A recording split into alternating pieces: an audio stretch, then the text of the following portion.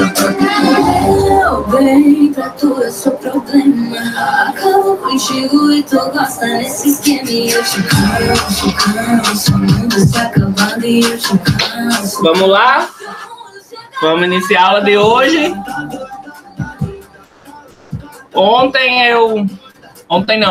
Segunda-feira a gente iniciou a disciplina, né? E falamos um pouco dos equipamentos, né? Equipamento, processamento de imagem. Demos apenas uma introdução básica, bem rápida, sobre o que seria, sobre o que é, como é que funciona o aparelho convencional, a forma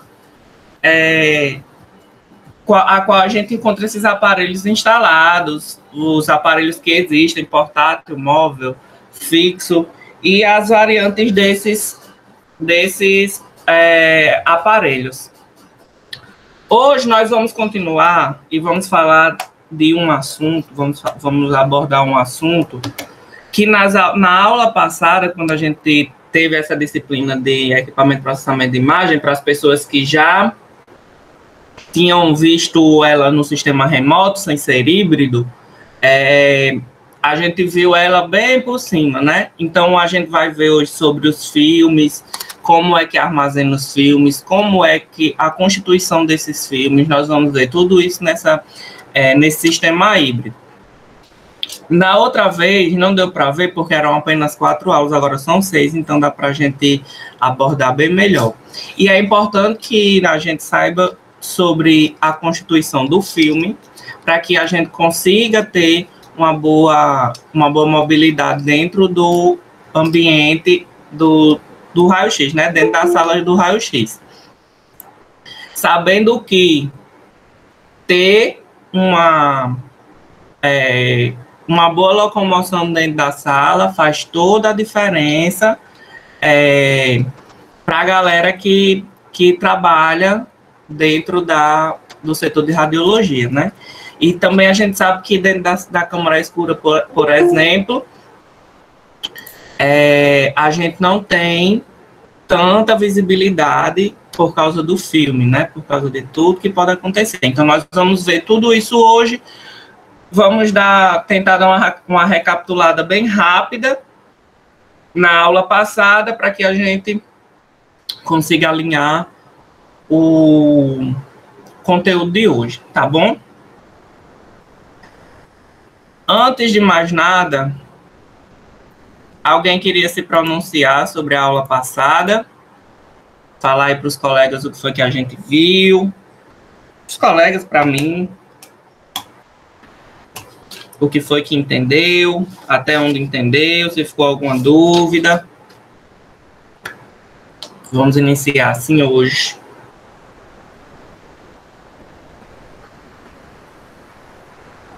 Alguém quer falar? Por favor.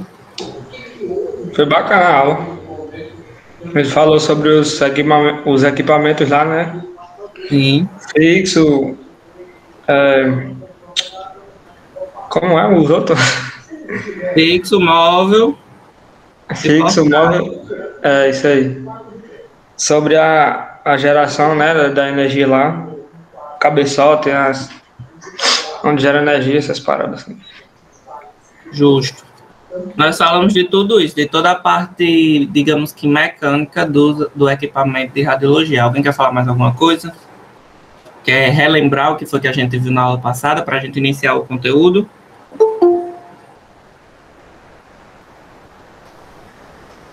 Alguém?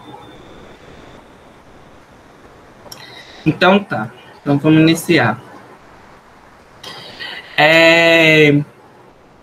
Como Kevin falou, na aula passada a gente viu sobre os equipamentos móveis, portátil, fixo, como é a estrutura deles, para que serve, quantidade de energia, quantidade de radiação que ele proporciona para a realização do exame. Tudo isso a gente viu. Eu só quero falar ontem, na aula passada nós tivemos toda essa introdução dos equipamentos de processamento de imagem. Ainda não chegamos na parte do processamento em si, porque já é outra etapa da aquisição da imagem para diagnóstico ou do exame. Então, nós vamos hoje falar um pouco sobre o filme, que é um dos, digamos que o essencial, um dos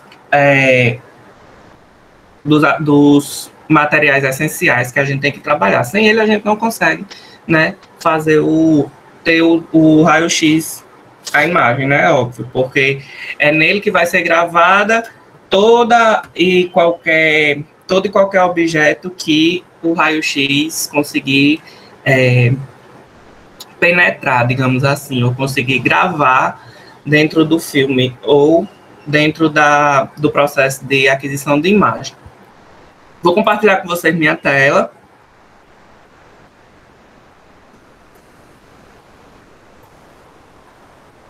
Estão conseguindo ver minha tela? Sim. Sim, professor. Pronto, ótimo. Mesmo esquema. Precisou falar alguma coisa, liga o microfone, porque eu perco a visibilidade aqui da sala de vocês no Google Meet. Então é só chamar aqui que eu volto para conversar com vocês. Vamos lá.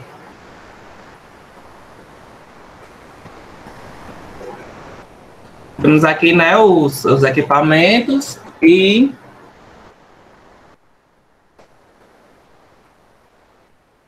toda a sua estrutura, né? Nós vimos na aula passada e paramos aqui, na radiologia convencional. Pessoal, o que seria a radiologia convencional? Para vocês, o que seria a radiologia convencional? Me digam aí.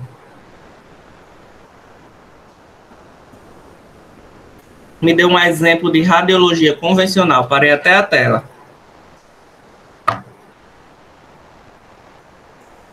O que é que vocês acham? Não tenham medo de errar, não, de falar. Se tiver errado, eu digo, corrijo. Se não tiver, a gente debate.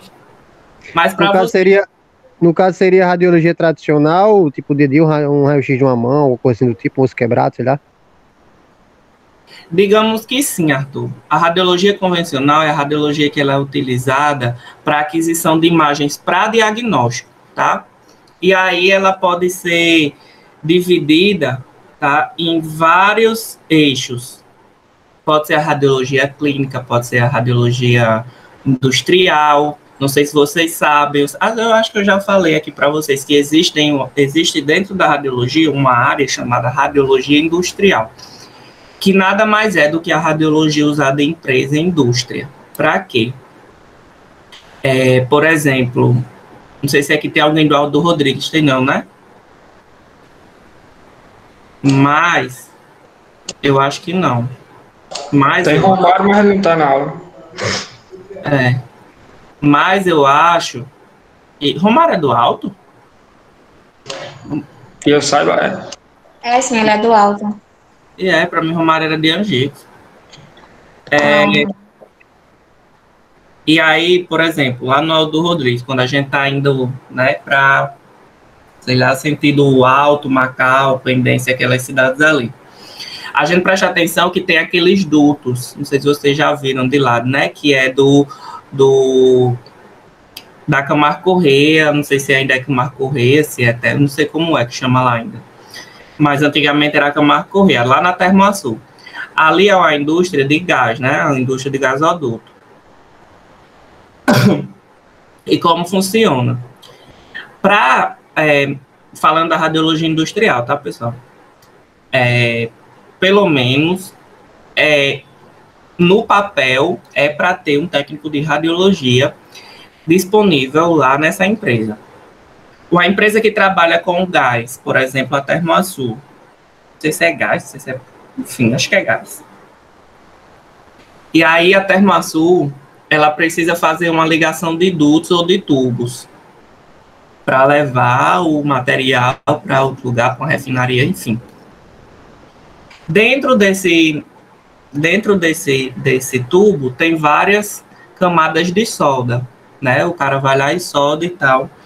E para, por exemplo, não haver nenhum vazamento, para não haver nenhuma um acidente de trabalho, é feito um raio-x com um aparelho portátil por um técnico de radiologia dessa solda. E aí ele vai analisar, pela aquisição da imagem, né, a solda do tubo, né, que está passando o material. E através dessa solda, através desse raio-x, que não deixa de ser um exame, né, você está examinando a solda, você vai ver se vai ter algum vazamento, se está feito de maneira correta, se não está, porque não sei se vocês lembram, na aula passada a gente falou daquele material, daquele acessório, perdão, que coloca em cima do paciente para fazer a compressão dele, né, a manta de compressão. Então, quando você faz a solda, né, num tubo desse, com certeza, né, vai mudar a estrutura do tubo. Por quê? Porque está usando calor, enfim, vai colar. E a partir desse encaixe, a partir dessa solda, vai dar para ver se vai ter se tem algum vazamento, se está feito da forma correta, se os tubos ficaram ligados, enfim. Então, a radiologia convencional, ela vai nos dar diversas... vai nos dar diversas possibilidades. E o que é a radiologia convencional em si? É a radiologia que se usa para ter a aquisição da imagem através do raio-x, né? Nós temos aí, por exemplo, o raio-x que a gente tira, recebe a chapazinha, né? O filme. E nós temos a tomografia, por exemplo. A tomografia é um tipo de radiologia convencional. Ela é um eixo, tá, da radiologia convencional, a partir dos exames de raio-x, que é feito no convencional, como o Arthur falou, para ver fratura, para ver essas coisas, foi aprimorando e foi criando novas técnicas, como a mamografia, a radioterapia, a quimioterapia, enfim, né, todos esses eixos que a gente já conhece. Então, a radiologia convencional é o que Arthur falou. Aquisição de imagem para ver exames como uma fratura, para ver na radiologia industrial a solda, entendeu? São todas esses tipos de exame que vai diretamente, tá? Que tá ligado diretamente com a produção do raio-x em si, tá? Com o feixe de raio-x em si. Entenderam? Ou deu uma rodeada grande?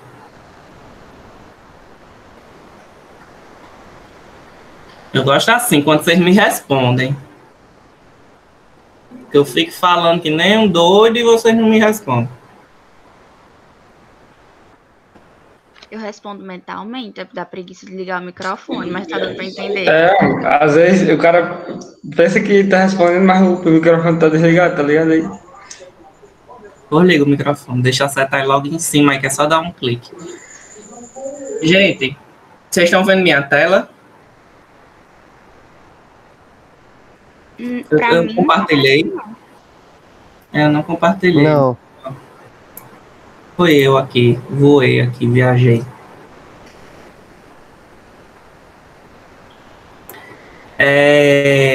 Vamos lá. Radiologia convencional. E aí nós vamos voltar um pouquinho lá na disciplina de História da Radiologia para a gente entender um pouco, né, os equipamentos. Vocês lembram quando foi criado, né, que eu falei lá, foi até assunto da prova, foi criado os equipamentos de raio-x, né, depois da descoberta de Röntgen e tudo. E aí, dessa descoberta, foram criados diversas vertentes do raio-x, né? E criada a radiologia convencional, que é, como eu falei, a radiologia que está ligada diretamente à aquisição do raio-x, e à propagação também, né? Enfim, dentro da radiologia convencional, nós temos uma evolução desses equipamentos. Como assim?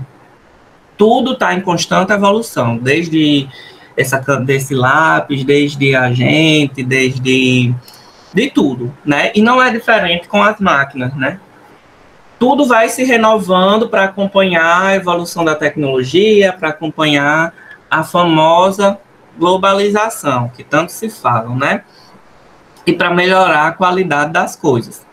Quando foi criado os primeiros equipamentos de raio-x, lá ainda depois, logo depois da descoberta do Röntgen, eles eram totalmente diferentes do que, óbvio, né? Totalmente diferente do que a gente conhece hoje. Por quê? Lá quando foi descoberto, para Röntgen, ele passou 15 minutos, né? Lá naquela experiência, quando ele fez o primeiro raio-x, o que é documentado, né? O primeiro raio-x documentado, que é a mão a mulher dele, ele passou 15 minutos irradiando a mão dela.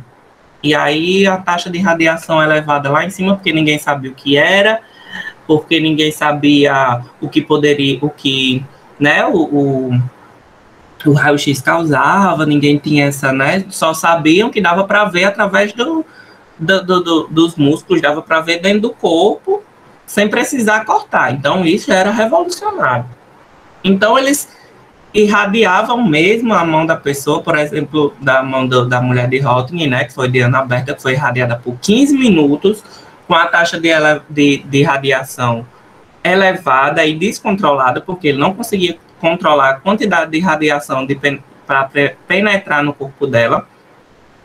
Então, nós temos aí, primeiros aparelhos de raio-x, o maior tempo de exposição, né, maior taxa de radiação e a menor eficiência para gerar a imagem com qualidade. Eu não sei se vocês já viram, e eu até recomendo, quem tem Instagram, acho que todo mundo, seguir uma página que se chama Você Sabia? Essa página, ela posta muitas coisas, e muitas coisas também estão ligadas à radiologia, tá?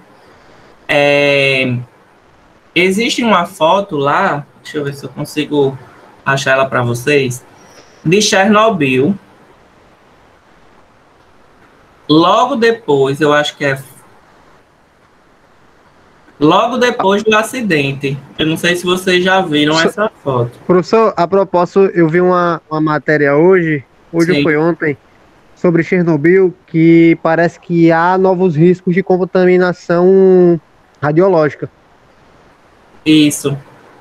Estavam estudando esses dias, né? Porque aconteceu, eles estavam temendo que acontecesse uma nova contaminação em massa, né? Enfim.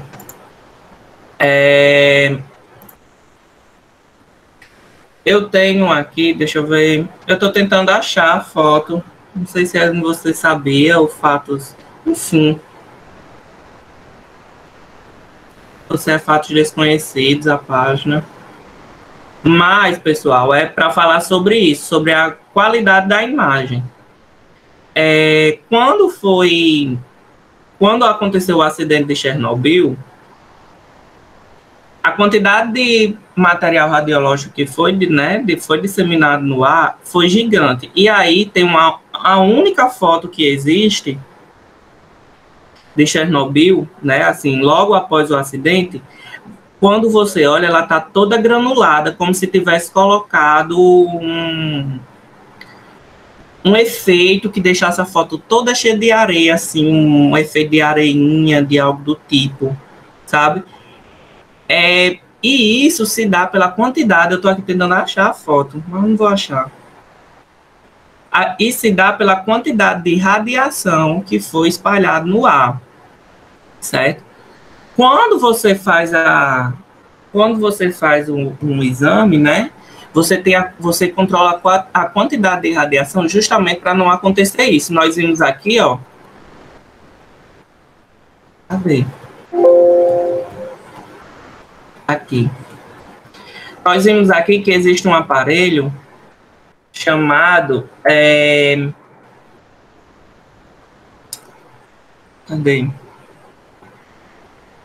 Existe um aparelho chamado de... Poxa, cadê? grade difusora, tá? Que é justamente para isso. A grade difusora, tá? Ela vai ajudar na qualidade da imagem. Quando a radiação é espalhada, para não acontecer essa granulação,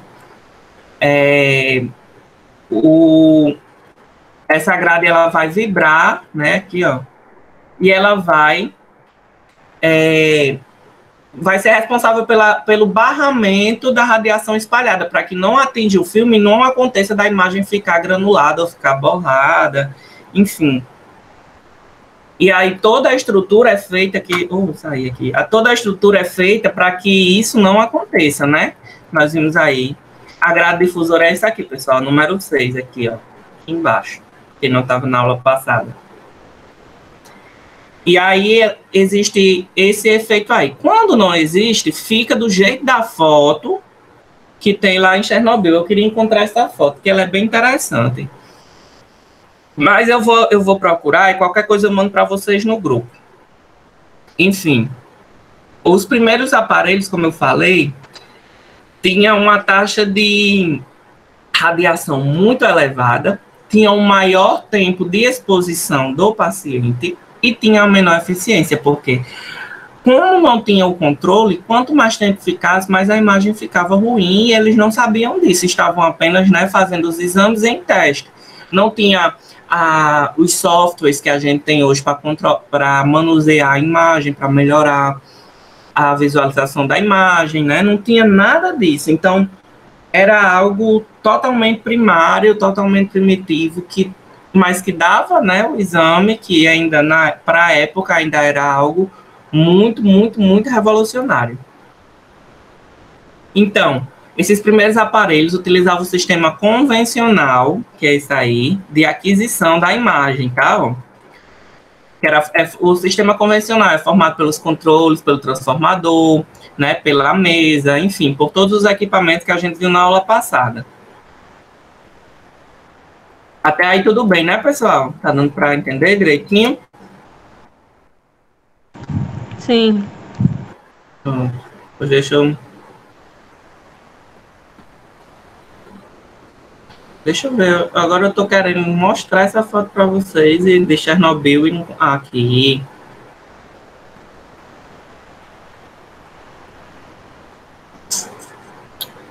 Deixa eu tentar compartilhar ela aqui na tela para não mostrar pela tela do celular.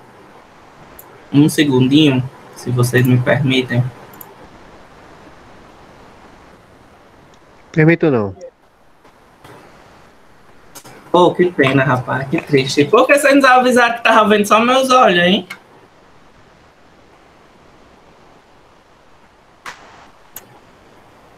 Cadê? Única...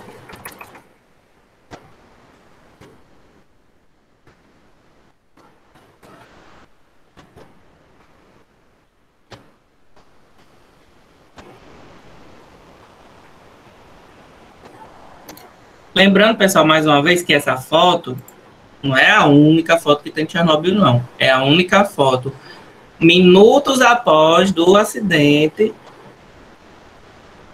Não é a foto, porque só tem essa em Chernobyl, não.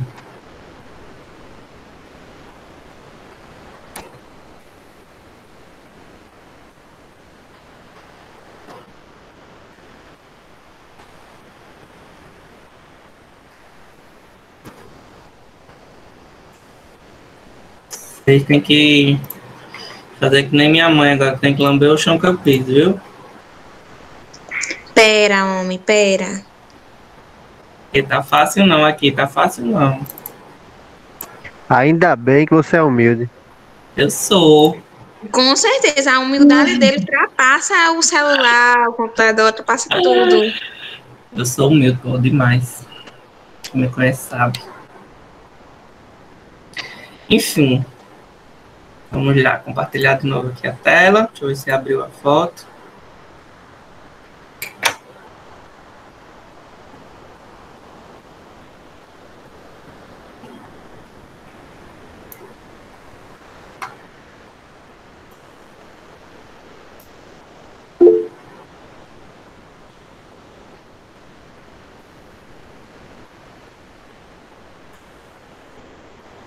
Olha aí, pessoal, vocês estão conseguindo ver a foto já?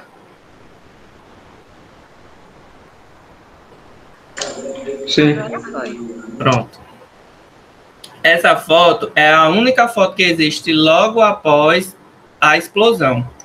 Não sei se está dando para perceber, não sei se vocês estão pelo computador, pelo celular, enfim, que a foto ela tá toda granulada. Deixa eu dar um zoom aqui, ver se fica melhor para ver a granulação. Ó, é como se fosse uma foto de um aparelho bem ruim. E aí você vê essa borda preta aqui, ó, tudo isso, essa granulação todinha, foi o efeito da radiação. Minutos depois que aconteceu a explosão de Chernobyl. Então foi tirada essa foto, a câmera já estava falhando logo após, minutos após, e foi a única imagem que conseguiram registrar. Ou seja, quando você tem uma quantidade exagerada de radiação, sem o controle, sem a quantidade certa, sem saber o que está fazendo, acontece isso. É igual no exame de raio-x. Se a gente colocar uma quantidade de radiação maior ou menor, nós não vamos conseguir ter uma imagem de qualidade. Nós vamos granular a imagem, vamos queimar a imagem, vamos deixar a imagem sem ter a qualidade certa para o médico ou para o tecnólogo fazer o diagnóstico ou o laudo. Mas, como eu digo, vocês estão com muita sorte. Por quê? Porque vocês têm hoje a ajuda de um equipamento que vai facilitar daqui para frente a radiologia de uma forma maravilhosa, que é o processamento digital, que nós vamos ver mais na frente nas nossas aulas. No processamento digital, já, como é que se diz? Antecipando um pouquinho o conteúdo, no processamento digital, vocês vão ter o controle dessa imagem, ou seja, vocês vão conseguir manipulá-la de forma maravilhosa. Se você errou, por exemplo, o KV ou o MAS da imagem, nós vamos ver também o que é isso. E a imagem ficou uma imagem que não ficou com uma boa qualidade, ou que dava para dar uma melhorada antes, né, no processamento de imagem manual, ou no automático, a gente teria que repetir o exame. No digital, não. No digital, você pode manipular essa imagem através de softwares de edição de imagens para que a imagem fique de uma forma maravilhosa, sem precisar de o paciente estar novamente lá, deitado ou em pé, enfim, ou receber uma taxa de radiação nova. Então, nós temos aí, pessoal, além da evolução dos equipamentos, né? Eu dei só um pulinho aqui, mas já vou voltar lá para o slide. Além da evolução do equipamento, a gente tem também a evolução dos processamentos de imagem, até porque teria que acompanhar, né, os passos, né, da radiologia. E aí, dentro do processo de aquisição da imagem, nós temos quatro pontos que são essenciais para que, depois que a gente passe por todo esse processo da aquisição da imagem, de fazer o exame, a gente de gravar a imagem, né, de imprimir a imagem na chapa, no filme, no chassi, enfim, nós temos 4 etapas para a aquisição dessa imagem, que é a revelação, né? Nós expomos o filme a todo um processamento químico, né? Quando é na radiologia convencional, quando é no processamento manual e no processamento automático, nós temos toda essa exposição do filme nos químicos, para que a gente consiga gravar a imagem que a gente fez com o raio-x no filme para ficar bonitinha, né? Então, nós temos a revelação, a fixação, a lavagem e a secagem. É a mesma coisa de um processamento de foto de antigamente, né? Antigamente a gente tirava foto, não sei se é do tempo de vocês, mas eu ainda peguei o finalzinho dessa época, de tirar foto em filme fotográfico, né, naquelas máquinas assim, tirava foto e levava o filme num laboratório para o fotógrafo fazer a revelação dessa foto. Então, era a mesma coisa que acontecia com os raios-x. No manual, tinha o profissional, ele fazia a revelação mergulhando com as próprias mãos o filme nos tanques de químico, né? E aí passou para o automático. No automático nós já temos aí a reveladora, mas que não deixa de ter químicos, enfim. Vamos ver um pouquinho mais para frente. Nós temos aí duas grandezas, né? Duas siglas, que é o KV e o MAS. São duas siglas, duas grandezas importantes dentro do raio-x. E dentro da aquisição da imagem, tá? Nós temos o KV, que o KV ele vai determinar o contraste, responsável pela imagem preta e a imagem branca, né? Nós sabemos que vimos aí em uma das nossas aulas, que nós temos uma tabela de densidade. Então, o contraste, que é o KV, ele vai determinar esse contraste, né? Se tem muito contraste, quer dizer que é uma imagem preta, ou chamada de imagem queimada. Se tem pouco contraste, é uma imagem branca, ou seja, a imagem não deu uma boa qualidade. Então, a gente tem que entrar aí num consenso com a marca a marca do aparelho, né? Porque assim, quando se faz um aparelho, por exemplo, enfim, vamos inventar aqui o nome de uma empresa, Onyx Radiologia. Essa empresa criou um raio-x, uma máquina de raio-x convencional. Essa máquina, óbvio que o protótipo dela passou por diversos testes, diversas testes de legalidade, teste de qualidade, né, teste de tudo, enfim, tudo. Passou por tudo e ela foi aprovada e vai para uma clínica. Chegando nessa clínica, quando ela vai ser instalada, o técnico, né, que instala a máquina, não somos nós técnicos de radiologia, vem um técnico da empresa para instalar a máquina, enfim. O técnico de radiologia, nesse momento, só faz acompanhar o processo de instalação. É importante, sim, que um técnico esteja no dia do processo da instalação do equipamento.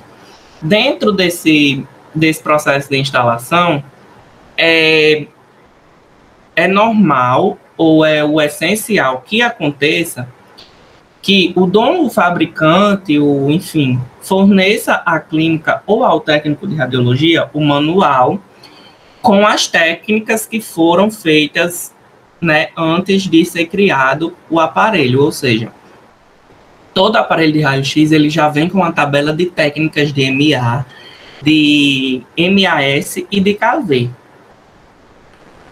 Então, dentro dessa base, né, uma tabela base, por exemplo, no raio-x deixa eu ver, no raio-x de tórax, por exemplo, a empresa diz, essa máquina no raio-x de tórax, para ficar bom, ela tem esse aqui, 12 kV.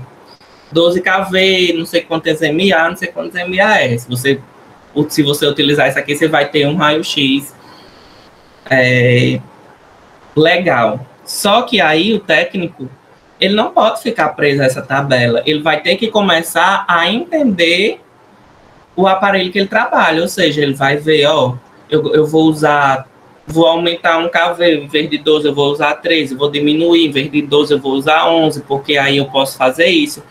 O técnico tem que ter essa percepção, tanto para a qualidade do exame, quanto para a qualidade do paciente, né? Para o paciente não estar recebendo uma taxa alta de radiação indesejada. Às vezes nem o paciente sabe muitas vezes que o que ele tem, por exemplo, uma mulher grávida que não sabe que está grávida, enfim, né? Que não pode receber radiação, e nem ela, nem o técnico vai adivinhar, óbvio que ele que está grávida, né? Então, é importante que a gente tenha essa tabela, né? Vai estar lá essa tabela com a técnica da empresa, mas que a gente cria a nossa própria tabela. Mas isso aí não é assim, eu vou me sentar aqui agora e vou criar minha tabela. Não, não é. Para vocês terem uma noção, acabou o meu estágio e eu não tinha feito minha tabela. Por quê? Porque na época, né, a gente só tinha mais exame de tórax, exame, enfim, aqui e acolá um fêmur, mas a maioria dos exames eram tórax. Desde que eu peguei um crânio, foi maravilhoso, porque eu ia mudar minha tabela de técnica, eu ia ver o que eu ia usar, ia ver se tinha ficado bom, ia treinar, enfim. Mas isso aí você vai fazendo com o tempo, e vai mudando, e vai vendo. Nem a sua tabela ela fica fixa. Por quê? Porque cada máquina é uma máquina.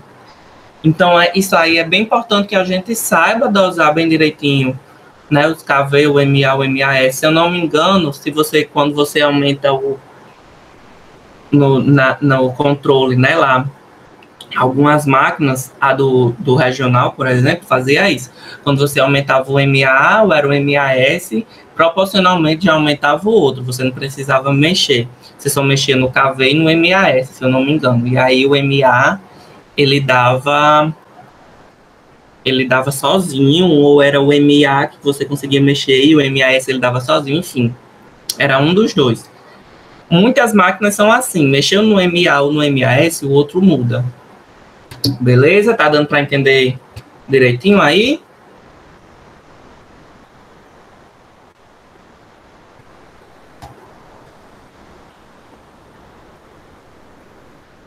Vamos lá. Eita. Pessoal, é impossível mesmo a gente falar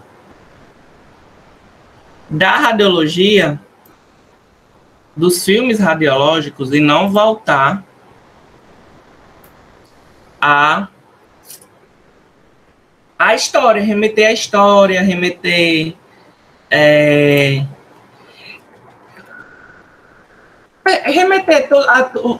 todo o processo de criação, de descobrimento do raio-x, da evolução, da história da radiologia. E aí nós vamos nos deparar com várias histórias, com várias teorias, com várias técnicas, enfim, com vários tipos de filme. Nós temos aí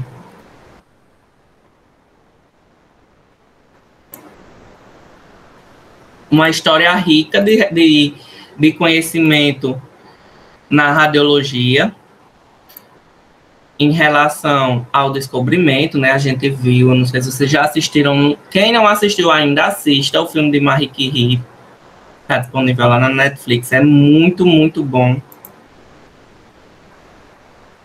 E conta um pouco da história, né, aí dos raios-x e da radiação, enfim. E aí, voltando aí para séculos passados, nós chegamos aí a 1860, tá? Vamos voltar aí às aulas de História da Radiologia. Que é o início, tá?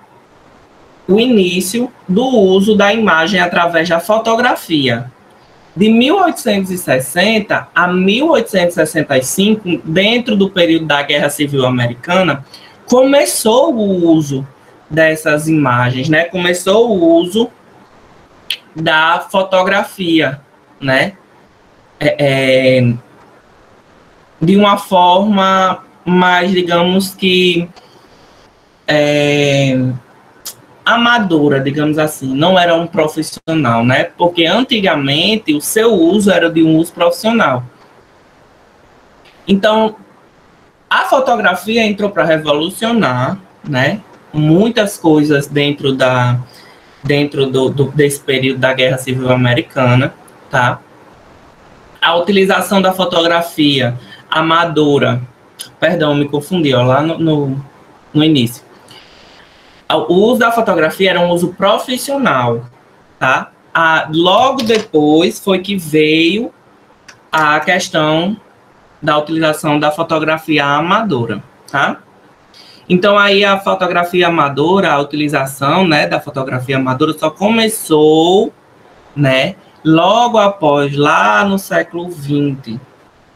Então, nós temos aí um século, quase um século após, começa a utilização da fotografia amadora, que é a fotografia que nós usamos, né, assim, tipo, pessoas como eu, como vocês que não têm curso, que não é profissional da área da fotografia.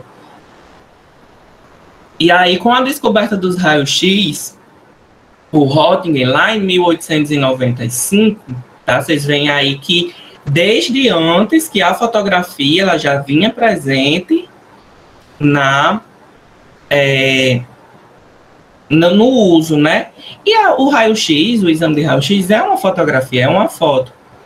Então, nós temos aí, quando o Röntgen descobriu em 1895, né? Esse raio-x, foi necessário que achassem uma chapa fotográfica que fosse adequada para a obtenção do raio-x. Por quê? Porque as fotos que eram utilizadas, as fotos comuns, normais, não era feita através do raio-x, era feita através de outros tipos de meios de aquisição de imagem.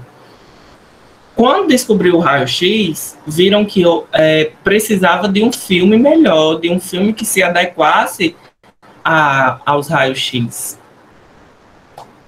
Então, foi aí que em 1896, né, um ano após a descoberta, vocês sabem que a descoberta do raio-x, da descoberta do raio-x até a utilização dela na área da medicina é algo super rápido, coisa de um ano, 2 anos no máximo. Então, vocês veem aí, a descoberta foi em 1895.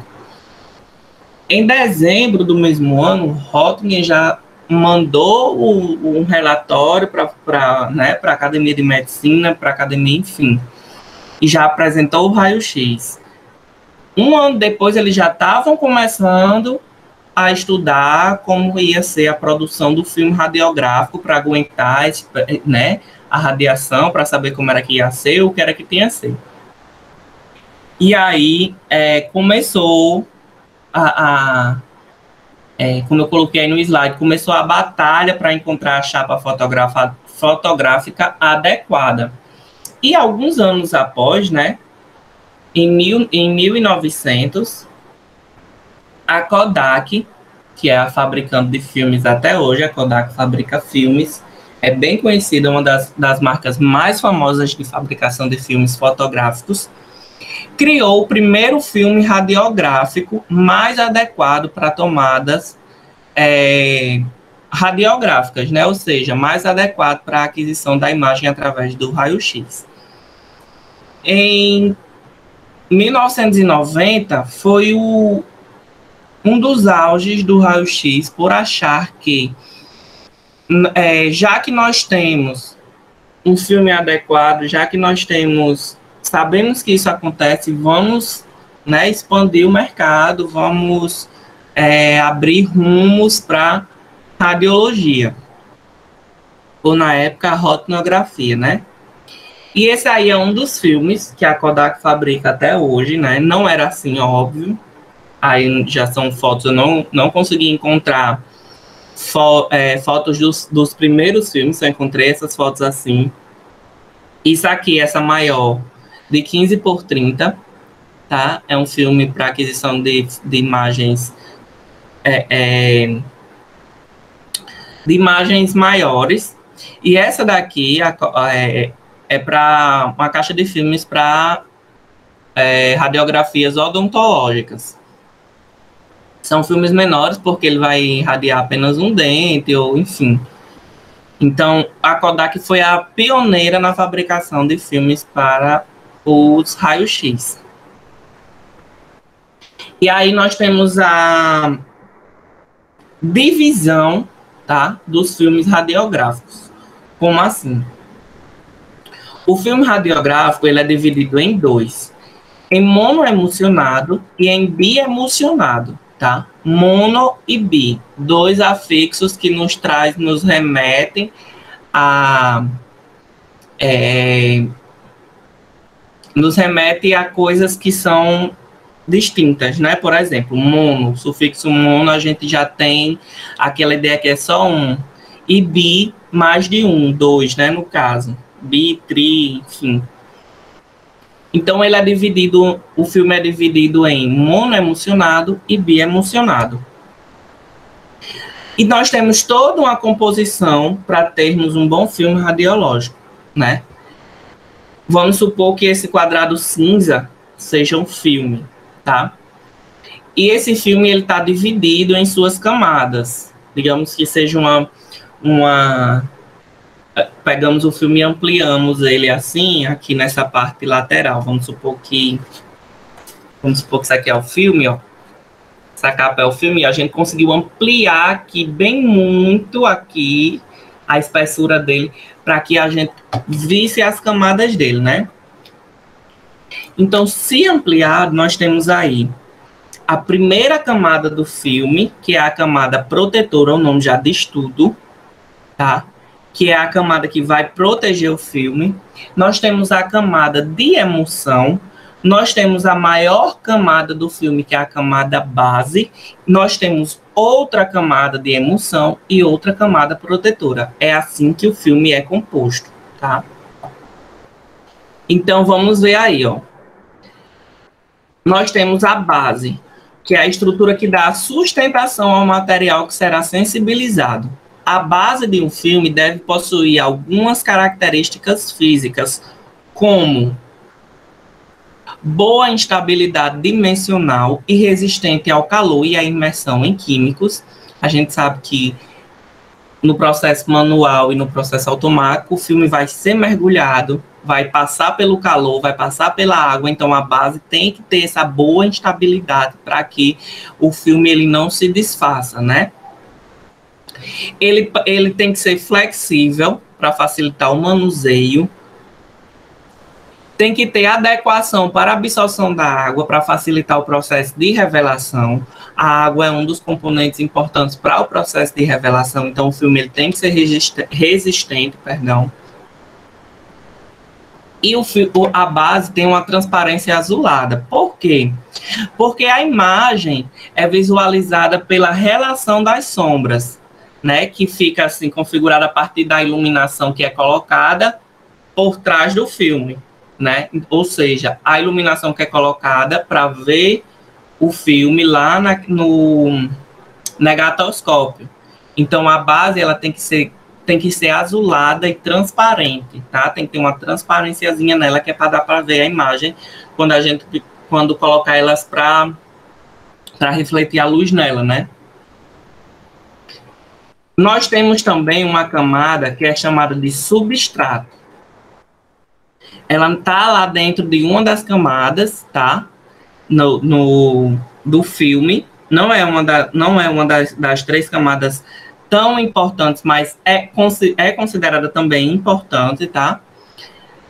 O substrato é a camada adesiva, que é levada em consideração que a base do acetato celuloso ou do poliéster ela é muito lisa, então, sendo assim, ela precisa de uma camada mais adesiva, bem fininha, só para o filme conseguir realmente gravar a imagem, tá? Ou seja, essa camada, ela é colocada para prender a base na emoção, né? Nós vimos lá que temos a camada de emoção e a base. Então, ela é única e exclusivamente para isso, é a camada adesiva, né, que vai prender a emoção e a base. Lembrando que isso é uma coisa muito fininha, muito perceptível. Temos a camada protetora, né, que é a chamada camada de gelatina, que é aderida à emoção, tá? Essa camada protetora, ela, como o nome já diz, ela vai proteger a película dos atritos da água, do químico, do ar, né? A gente sabe que o filme ele vai passar pelos químicos, vai passar pelo calor para secar, né? Para sair para a gente. Então, precisa dessa camada protetora. protege a película dos arranhões, né? Os arranhões estão lá, não pode arranhar sem querer o filme, então ele vai proteger, tá? Então, recapitulando, rapidinho. A base é a estrutura que dá sustentação para o material, né? Tem a transparência azulada para ver a imagem. O substrato, que é a camada adesiva que prende a base na emulsão. A camada protetora, que é a chamada camada de gelatina, que é para aderir à emulsão para proteger o atrito, como o nome já diz, para proteger a película, como o nome já diz, né? Aí vai proteger dos atritos, vai proteger dos arranhões, vai proteger o filme de qualquer outra coisa que possa riscar ou tirar a qualidade da imagem. Até aí tudo ok, né, pessoal? Tô falando muito rápido.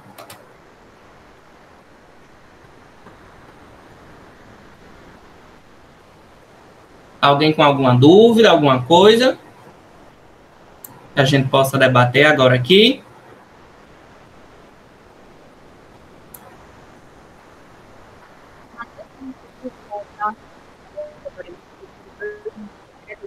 Alguém com dúvida? Recarregar? A Laine tá com... Tô conseguindo ler ouvir.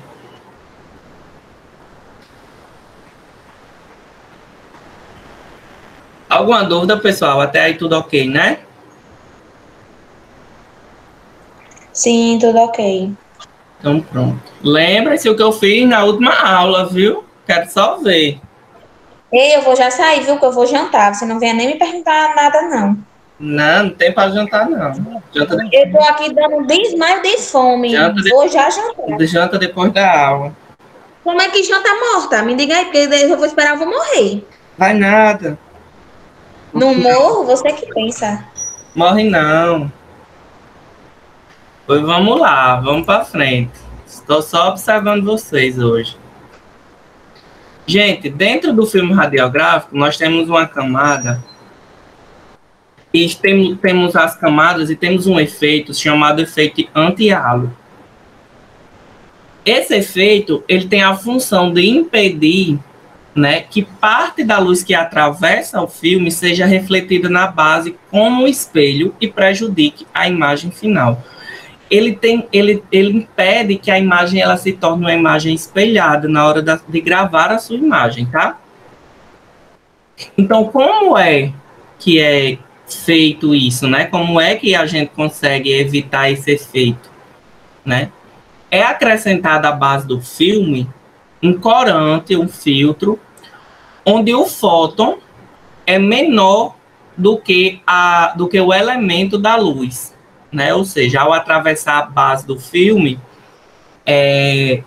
o corante ele vai ser acrescentado à base e vai ser absorvido, né? A luz ela vai ser absorvida pelo corante. Então, dessa forma, a gente consegue evitar o efeito de cruzamento, o efeito anti-halo, o efeito crossover, o efeito borramento, a falta de nitidez. Então, tudo isso é importante para que a gente tenha a boa qualidade da imagem. Então, evitar esse efeito é de suma importância. E, hoje em dia, o filme já vem com tudo bem direitinho, a gente só vai fazer o exame. Mas é importante que a gente saiba que ele tem todas essas camadas para que a gente consiga guardar eles de forma adequada e não perder. O filme radiográfico, ele é classificado com relação à sua sensibilidade e ao espectro de luz em não cromatizado, né? E cromatizado, ortocromatizado, pancromatizado, tá? Então, assim, no não cromatizado, existe uma sensibilidade, né? Que essa sensibilidade ela vai ser limitada a 2 tipos de cores, a cor violeta e a cor azul. Sendo que a sensibilidade máxima vai ser na cor azul. Nós temos aí... alguém falou alguma coisa? O negócio buzinou aqui. Matheus, você não está compartilhando a tela. Eu sei. Eu tô só explicando. Tá. Eu pensei que era para acompanhar a sua leitura, mas tudo bem. É porque eu pensei que era só eu que não estava vendo. Não, mas eu vou compartilhar. Sim, sim.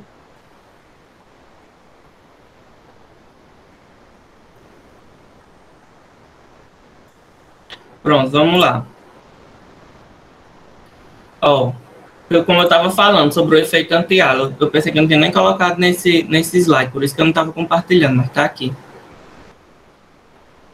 Como eu estava falando, né? Tem esse efeito que aí ele vai, quando ele é colocado os corantes, vai evitar o cruzamento, vai evitar o crossover, vai evitar a falta de nitidez. Pessoal, todos esses termos são termos que são adequados à qualidade da imagem.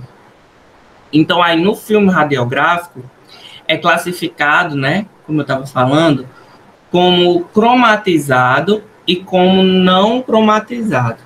E o cromatizado, ele pode ser ainda classificados como ortocromatizados ou pancromatizados. Bem difícil os nomes, mas vocês vão ver que é fácilzinho de distinguir um do outro. Os filmes que são cromatizados, eles vão ter uma sensibilidade maior e limitada até a cor violeta e a cor azul.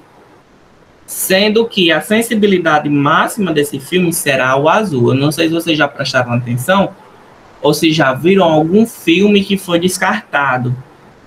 Quando o filme é descartado, ele não serve mais, né? Ele está queimado. Então, ele vai aderir uma coloração meio violeta. E o azul é o limite dele, né? Quando sensibilizado. É tanto que o limite, o azul, né? Ele vai, quando ele é sensibilizado, a gente tem a imagem do raio-x, a gente percebe que é uma imagem azulada, o filme fica mais azulado. E aí, quando a sensibilidade dele é limitada até o violeta, é sinal que ele foi perdido, o filme. E aí nós temos também o cromatizado, tá? O filme que é classificado como cromatizado. Esse filme cromatizado possui, como eu falei, o ortocromático e o pancromático.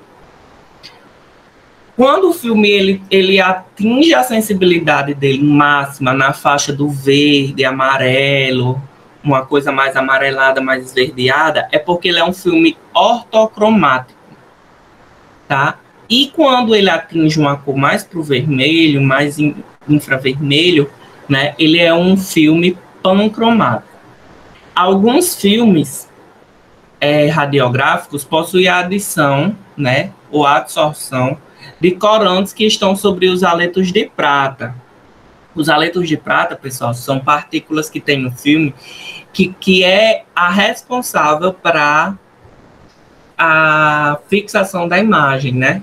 É eles que vão ser sensibilizados para que consiga reverter a imagem que foi criada no raio-x para uma imagem gravada na chapa fotográfica.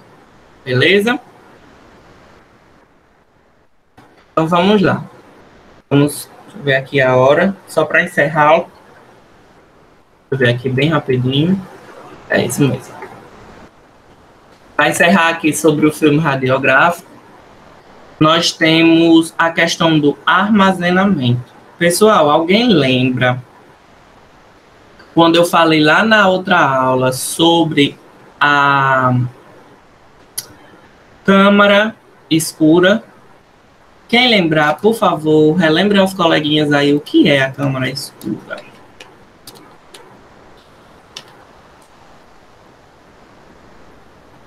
Câmara escura. Alguém lembra o que era? Estou esperando por vocês, viu? Tem o tempo do mundo todinho. Vamos, pessoal. Câmara escura. Professor, Oi. A câmera escura é onde é que o filme é trabalhado para não estragar o filme. Exatamente. Porque tem muito pouco luminosidade, né? Luminosidade. Isso. Isso, exatamente. O filme, ele para ser trabalhado, ele tem que ser trabalhado nessa câmara escura. Que é, como foi Arthur que falou? Eu não vi aqui. Quem foi que falou? Pelo amor de Deus. Foi o Expedito que falou. Sim, foi o Expedito. Pronto, como o Expedito falou, desculpa, porque eu não estava... Como eu falei, eu perco a visualização aqui quando o slide está aberto. Como o Expedito falou, a câmara escura é um dos pontos, uma das salas, é uma subsala, digamos assim, dentro da estrutura da sala do raio-x. Dentro dessa sala, é possível que a gente trabalhe o filme sem perigo, digamos assim, bem entre aspas, porque não tem uma luminosidade forte, a iluminação que entra é toda artificial e controlada, então o filme ele vai poder ser trabalhado de forma melhor, né? Como o Expedito aí bem lembrou. Então, pessoal, para a gente conseguir armazenar esse filme, a gente precisa primeiro de uma boa estrutura na câmara escura, né? Ou na sala escura, tanto faz. O filme, ele nunca pode estar na posição horizontal, tá?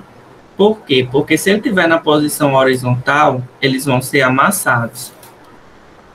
Então, ele tem que estar sempre na vertical, guardados sempre na vertical, com todo o cuidado de vedação da caixa, porque como a gente não vai estar direto na sala escura, né, vai abrir a porta para sair, vai, enfim, vai, como é que eu posso dizer,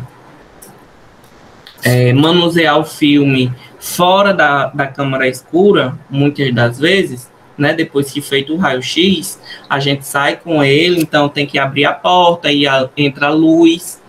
Então, se uma caixa de raio-x estiver aberta, uma caixa de filme radiológico estiver aberta, quando você abre, e já aconteceu de abrirem e perder uma caixa inteira de filme, porque entrou em contato com a luz, o filme é algo muito sensível, muito, muito, muito, muito sensível. Então, tem que ter todo esse cuidado, né? Quando abrir a porta, tem uma caixa que não estava fechada direito, e aí os filmes foram todos sensibilizados e perderam o filme, porque uma vez sensibilizado, não tem como mais utilizar. Os filmes virgens, eles devem ser armazenados nas condições adequadas, principalmente, como eu falei, fora da exposição da luz externa, para não sensibilizar o filme de forma inadequada e botá-lo a perder. Quando a gente tem uma grande demanda de exames, óbvio que a gente vai pegando a prática e tal. Eu não sei se vocês vão chegar a mexer com a câmara escura nessas condições de ter que fazer, né, a revelação automática, com uso de químicos, enfim. Já que agora aqui em Açu toda é tudo digital, mas é bom que vocês saibam, porque não é em todo canto que é digital, não é uma regra, tá? Então, vocês precisam entender que toda vez que você for usar a câmera escura, certificar que não tenha nenhuma luz, certificar que a porta está fechada, certificar que o filme está a caixa de filme está fechada antes de sair da sala, né? Uma vez que entrou na sala, botar o papa lá dentro, fechou a porta, você não pode mais abrir a porta até que o filme seja revelado. Então, tem toda essa, digamos, essa rotina que ela só é adquirida realmente na prática, tá? Quando vocês forem pegando a prática, vocês vão vendo que isso aí é uma coisa que vai ser mais fácil do que na teoria. Então, pessoal, vamos lá. Só para encerrar a aula de hoje, nós temos aí, hoje foi a nossa segunda aula, e hoje nós vimos aí até a parte dos filmes. Próxima aula nós vamos ver sobre o processamento da imagem, nós vamos ver processamento por processamento, etapa por etapa. E eu tenho uma sugestão para fazer a vocês. Vamos lá. Vocês sabem que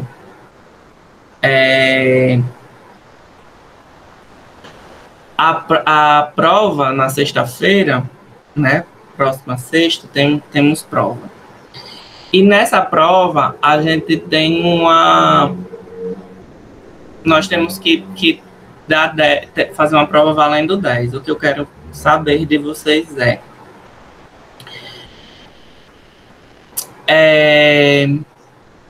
eu quero passar alguma atividade para vocês para ajudar na questão da nota, tá?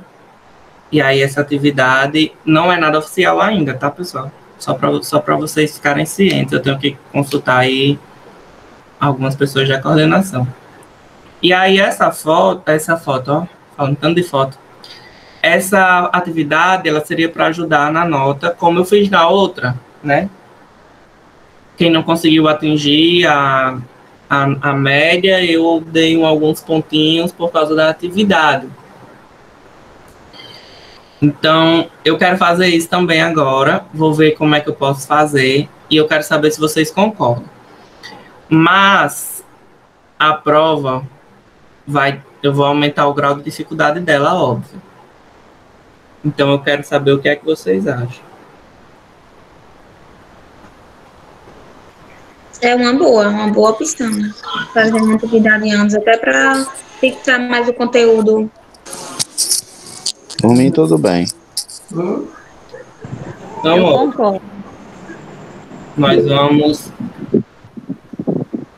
Eu não precisava aumentar o grau de dificuldade da prova, né, professor? Como?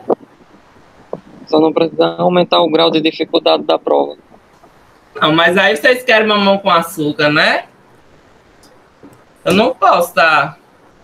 A primeira já foi difícil. Se você aumentar mais ainda, pelo amor de Deus. Não, a primeira não foi difícil, não. Diga isso, não. Matheus, aquela primeira prova sua, meu Deus, eu fiquei como louca dentro de casa. Eu tranquei minha menina dentro do quarto, porque ela não deixava eu ler uma questão. Aí eu disse, minha filha, pelo amor de Deus, se sua mãe não passar, você vai ficar aí, eu sem nada. Eu tenho que passar para dar um futuro a você. Deixei a pobre da menina lá. Mas, gente, olha, eu vou dizer um negócio a vocês. Se vocês fizerem a prova olhando o slide que eu dou aqui a vocês, vocês vão tirar um 10 em todas as provas, pelo menos nas minhas, porque todas as questões estão lá. Eu não passo nada do que eu não mostro a vocês no slide. Só ler.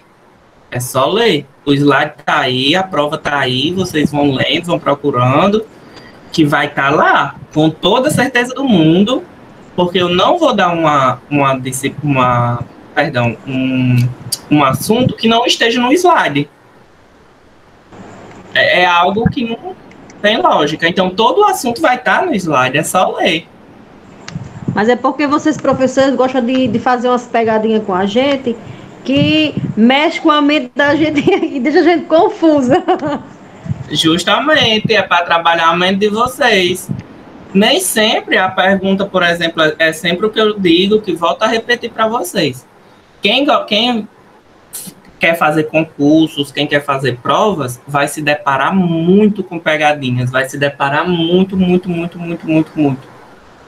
Então, além de preparar vocês para o mercado de trabalho, né, essa preparação técnica, a gente tem que preparar também o pedagógico. Nós temos que preparar também vocês para que vocês consigam fazer um concurso a nível, sei lá, regional, nacional, enfim, estadual, municipal, qualquer concurso, e que você consiga identificar onde tem uma pegadinha na prova, onde não é, onde, enfim, isso aí é tudo preparação para vocês, porque vocês vão se deparar muito com pegadinhas. Eu mesmo já fui reprovado em concurso por causa de pegadinhas, de uma pegadinha que nunca mais eu esqueço na vida.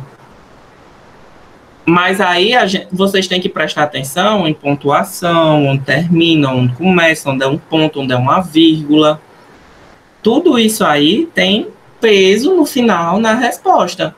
E todas as respostas, pelo menos da minha prova, como eu falei, volto a repetir, vai estar no slide, porque é o assunto que eu preparei para vocês. Eu não posso chegar aqui e dizer, ó, pessoal, vamos falar hoje de filme radiológico e chegar aqui e chegar no dia da prova, colocar para vocês posicionamento. Não tem lógica isso. Então, a gente tem que fazer... eu tenho que fazer a prova dentro do que eu já passei para vocês. Viu?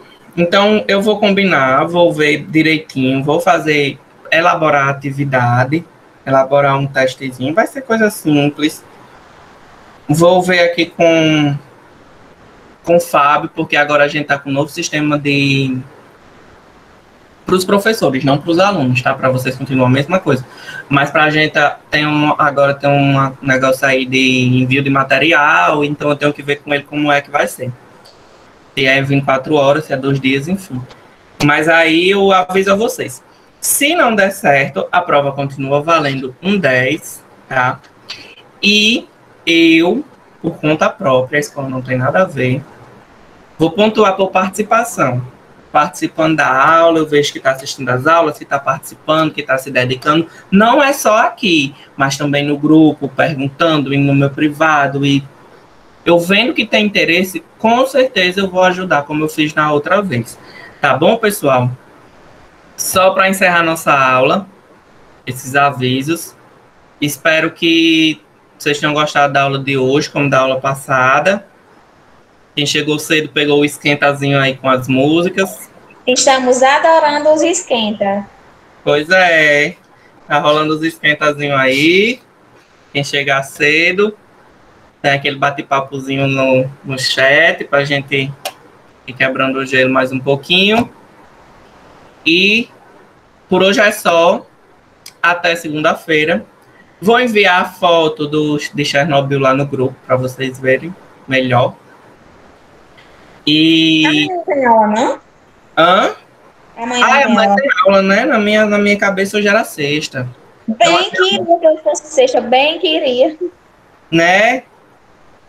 Então, amanhã a gente se vê, continuamos o assunto de equipamentos e processamento de imagem. Amanhã nós vamos ver a parte de processamento. E nos encontramos aqui neste mesmo canal, neste mesmo horário, tá? Fiquem todos com Deus, se cuidem, álcool em gel sempre. Não se E esqueçam. máscara, fiquem em casa. Fiquem em casa também, para de me dar trabalho no meio da rua, vocês. Pois pronto, pessoal. Até amanhã, viu? Fiquem bem. Quem chegar cedo, esquentinho amanhã do mesmo jeito. Amanhã pode colocar Bruno e Marrone, que é bom, né? Top. Pronto, faça assim, cria uma playlist. Vocês aí, eu sei que vocês têm uns grupinhos aí por fora da... Pronto. Cria uma playlist e manda pra mim que eu faço aqui. Ótimo. Tchau. Tchau, pessoal. Boa noite. Até amanhã. Venham preparados. Eu quero vocês falando muito e conversando muito sobre o assunto. Tchau. Tchau. Tchau.